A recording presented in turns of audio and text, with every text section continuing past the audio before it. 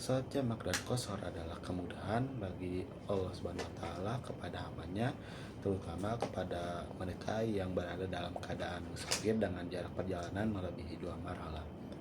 Untuk melaksanakan sholat tersebut terdapat syarat-syarat tertentu. Yang pertama, perjalanan yang mencapai jarak lebih dari 81 km. Yang kedua, perjalanan yang memiliki tujuan yang pasti. Yang ketiga, perjalanan yang tidak melibatkan niat untuk melakukan maksiat. Yang keempat, tidak termasuk dalam kategori perjalanan untuk aktivitas yang diharamkan seperti berjualan yang haram, seperti minuman keras.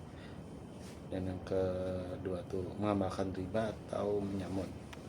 Nah, sholat qashar atau dipendekkan merupakan amalan yang memperbolehkan mengurangkan bilangan rakaat sholat fardu dari 4 rakaat menjadi 2 rakaat.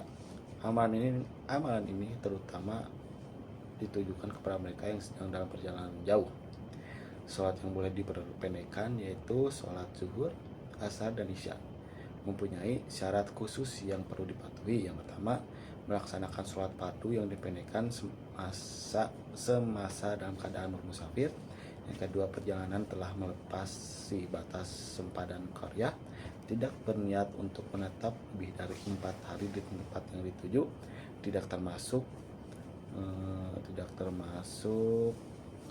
hari kedatangan dan kepulangan. Yang keempat, tidak mengikuti imam sholat yang menetap di tempat tersebut. Sholat jamak atau mempersatukan atau penghimpunan. Sholat jamak merujuk kepada amalan mengumpulkan 2 sholat fardu dalam satu masa tertentu.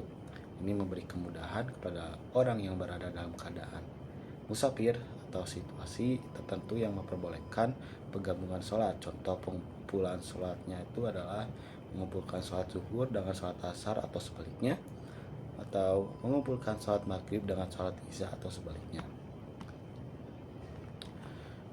Sholat jamak dibagi kepada 2 jenis, yaitu jamak takdim. Dalam jenis ini, kedua sholat ini dilaksanakan mengikuti urutan waktu sholat yang benar. Niat untuk melakukan jamak dilakukan dalam sholat pertama sebelum melakukan salam. Sholat kedua dilaksanakan berturut-turut tanpa meninggalkan tempat sembahyang. Musafir harus tetap berada dalam keadaan musafir sehingga takbir sholat kedua. Jamak takhir.